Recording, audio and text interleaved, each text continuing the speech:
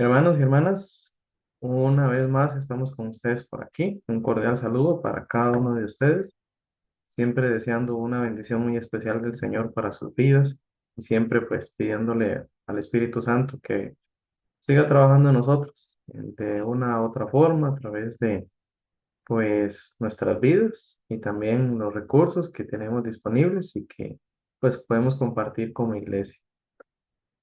Bueno, recordemos que estamos estudiando en el tema del conocimiento de Dios, y estamos hablando de disciplinas espirituales, buscando con ello pues enriquecernos con recursos que efectivamente pues nos faciliten más entrar en una mayor intimidad en la relación con nuestro Señor y que esto pues permita que Él trabaje en nosotros, que nos transforme, que nos moldee, que nos capacite, que nos pueda utilizar en su obra. La semana pasada estuvimos hablando de introduciendo lo que son las disciplinas de participación. En este caso, pues hablamos de disciplinas que tienen que ver con cosas que hacemos, en contraste de las disciplinas de abstinencia. Hablamos acerca del estudio bíblico y ahora vamos a continuar con una siguiente disciplina que se le llama la adoración. Valga como siempre mencionar, estamos trabajando con este libro de Dallas Willard, El espíritu de las disciplinas. Y también pues recordarles que pueden compartir siempre sus estudios, pueden pasar por el canal, pueden darle me gusta al canal para poder ingresar y también ver otros recursos que vayamos compartiendo y seguirnos enriqueciendo. La adoración. Este es un tema muy importante porque sobre todo ocurre que nosotros pues podemos llegar a catalogar la adoración como una disciplina o más bien como algo que se refieren únicamente al momento en que entonamos cánticos en las reuniones de iglesia, ¿verdad? Entonces, eh, realmente es importante que nosotros pues podamos tener presente que la adoración es muchísimo más amplia que eso. La adoración tiene que ver con un estilo de vida. Vamos a ver algunos aspectos bíblicos sobre este tema para profundizar. Primero, la definición que nos da eh, Willard de la adoración dice,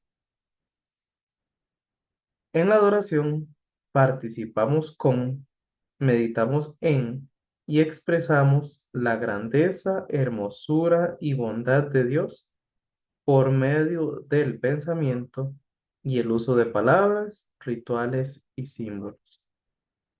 Entonces vean que aquí está lo que les estaba introduciendo. La adoración tiene que ver más allá de un rito o una ceremonia.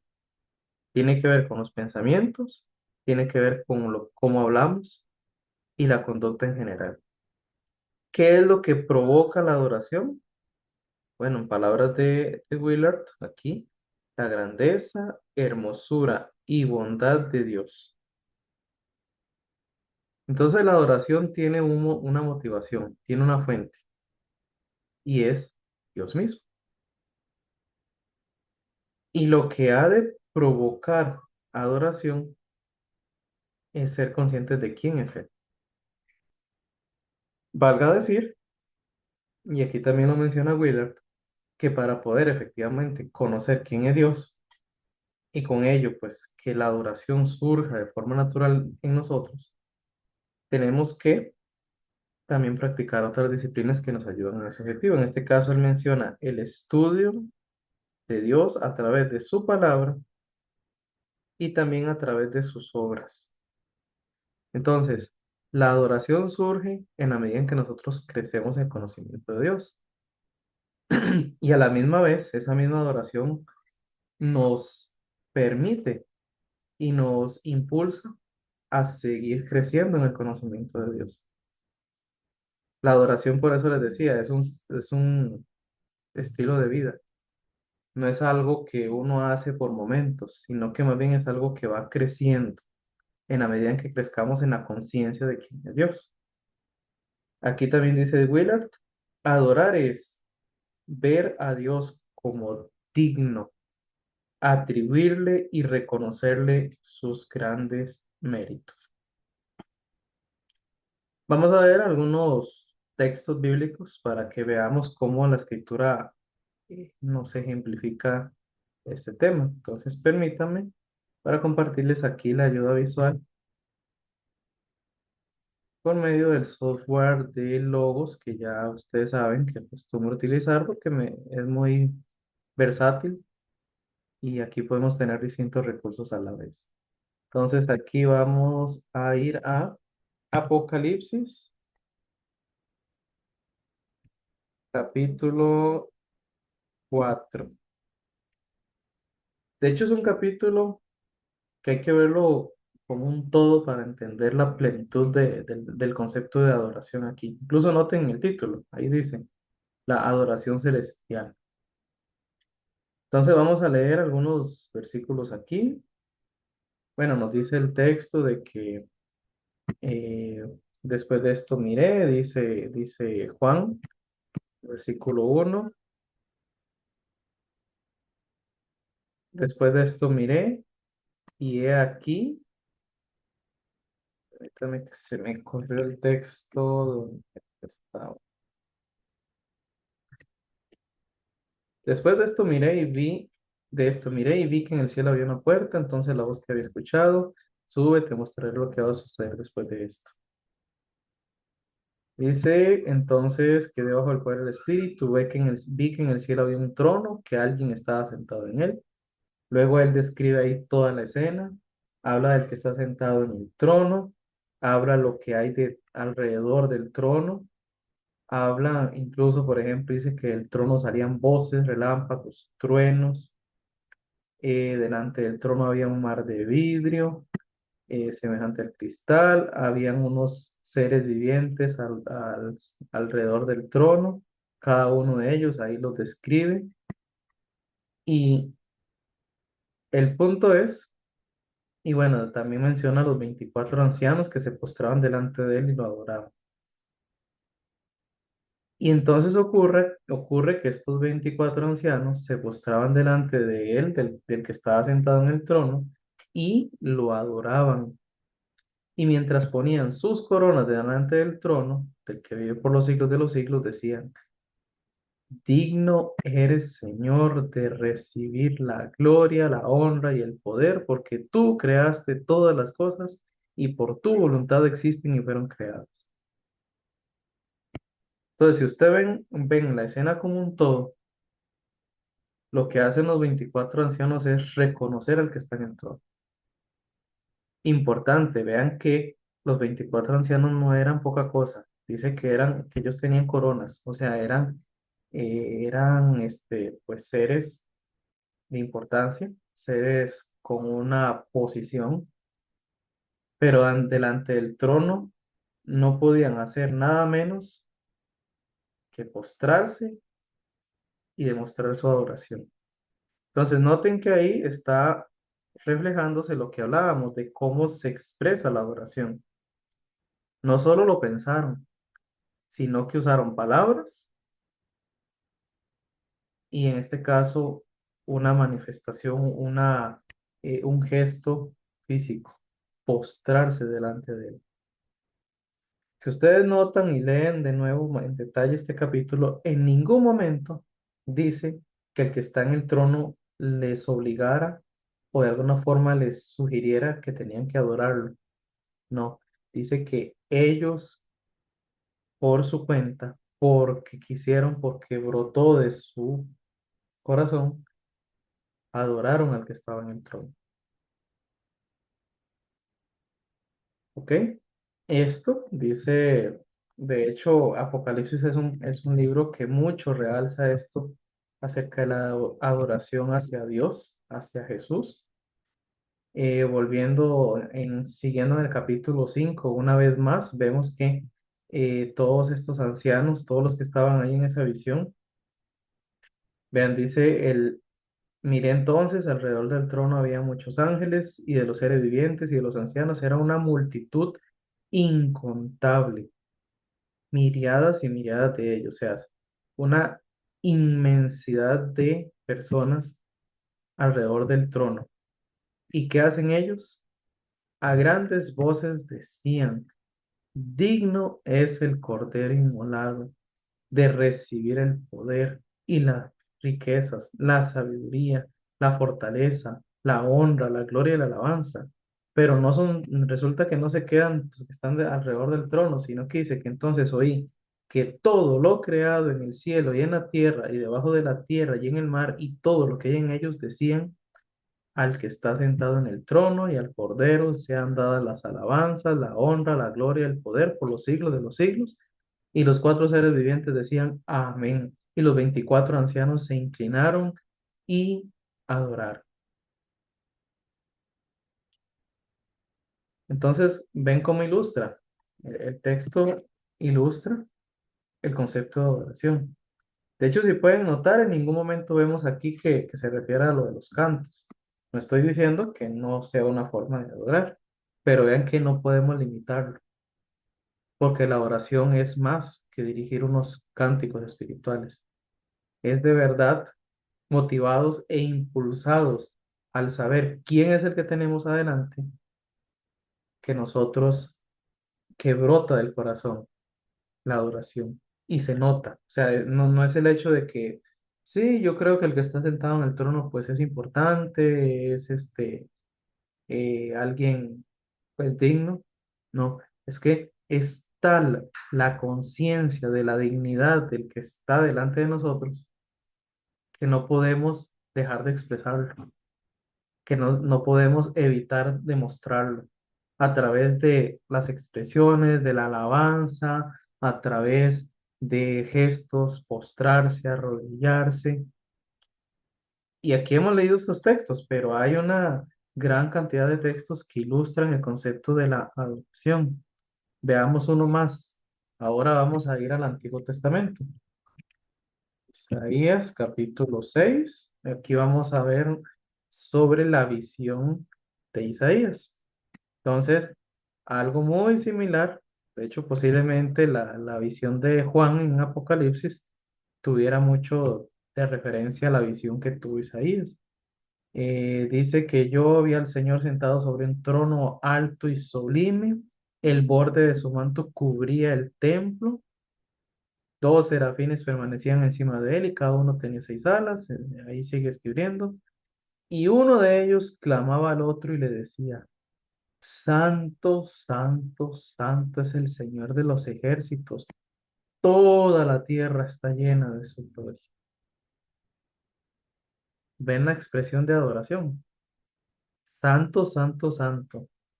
No es solo santo, se menciona tres veces santo para enfatizar la santidad incomparable del Señor.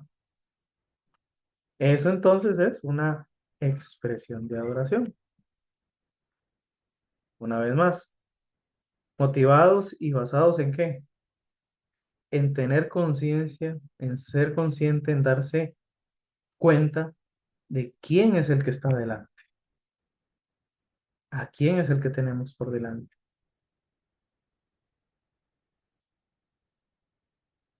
Así que ahí está la clave de la adoración.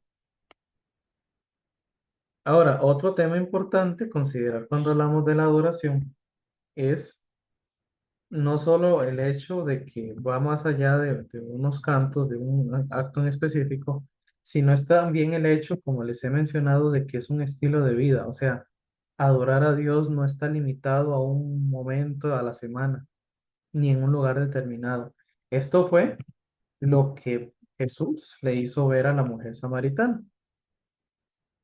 Vamos a ver muy así por encima, lo que quiero resaltar es, ustedes ya conocen esta historia, recuerdan que Jesús pues llega a Samaria, se sienta al lado de un pozo, llega una mujer samaritana al mediodía y él le pide agua y entonces él le dice, si conocieras el don de Dios y quién es que te dice, dame de beber, tú le pedirías a él y te daría agua viva. Entonces, eso deriva para la que la mujer se dé cuenta de que quien está delante de ella no, pues no es cualquier persona.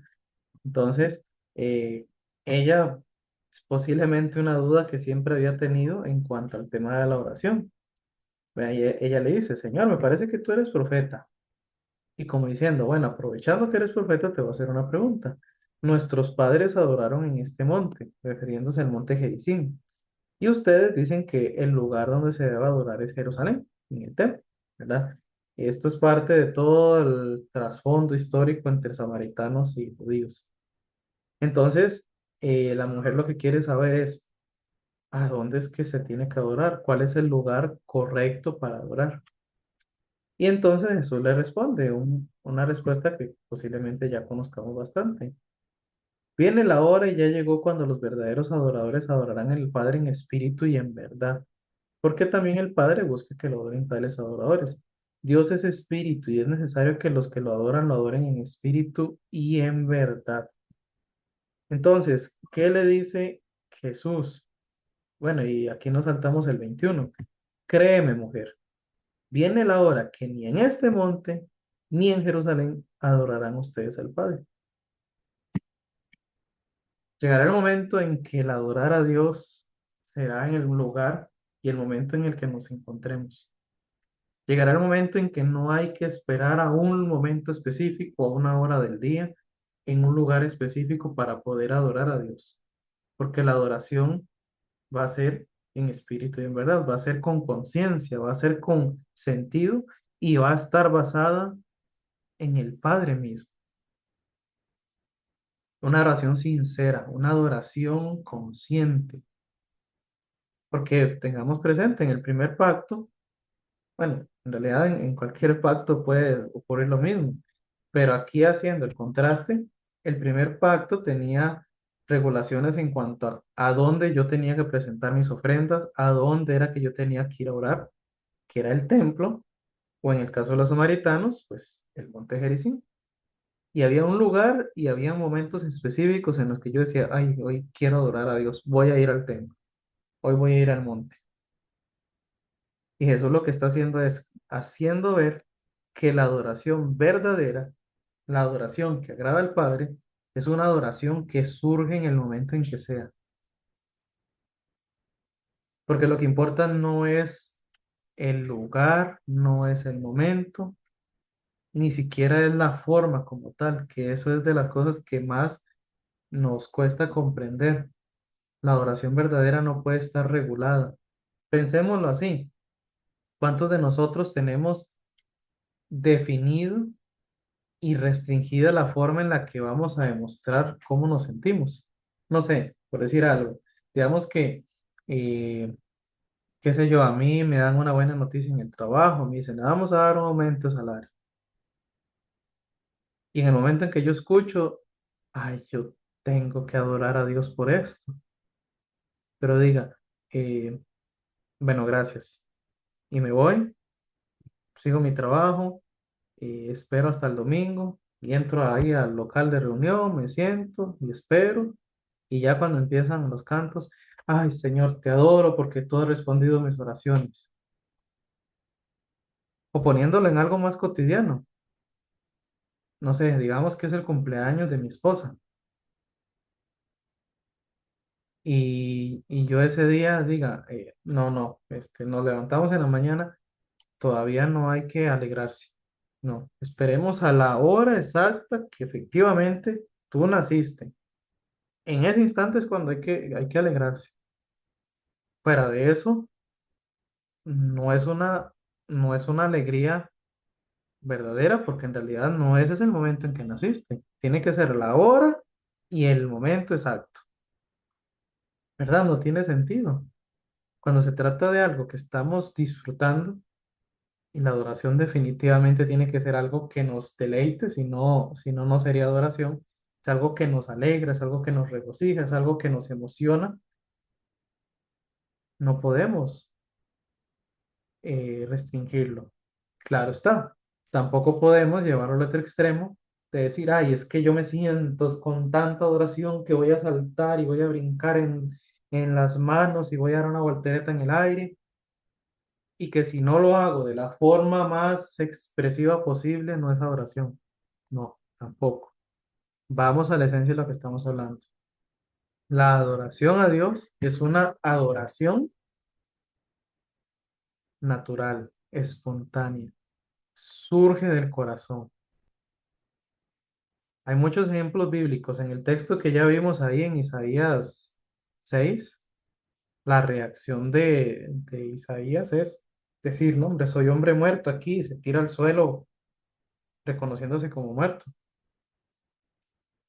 Por ejemplo, Tomás, cuando se encuentra con Jesús y él no le creía, ¿verdad?, de que estaba vivo, cuando tiene a Jesús delante suyo, y hasta Jesús le dice, puedes tocar aquí las heridas. ¿Y cuál es la reacción automática de Tomás? Señor mío y Dios mío. Entonces, de eso se trata. Es una expresión que surge del corazón. Entonces, los cantos, sí, son una buena forma de hacerlo, pero no nos limitemos a eso.